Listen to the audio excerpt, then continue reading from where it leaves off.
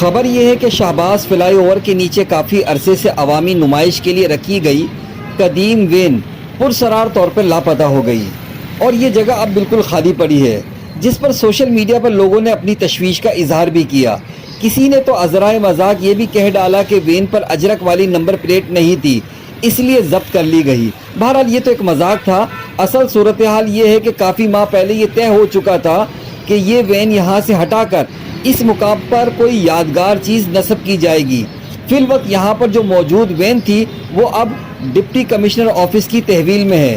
غالباً 4 یا 5 ماہ پہلے میں نے اپنی ویڈیو میں بھی بتایا تھا کہ یہاں پر موجود ٹریفک اہلکار نے مجھے پیشگی آگاہی دی تھی کہ یہ وین یہاں سے ہٹا دی جائے گی اور اس کی جگہ پر ایگل یعنی عقاب جو ہے وہ نصب کیا جائے گا۔ اب دیکھتے ہیں آگے کیا صورتحال ہوتی ہے۔ وائس آف حیدرآباد سے محمد عمران۔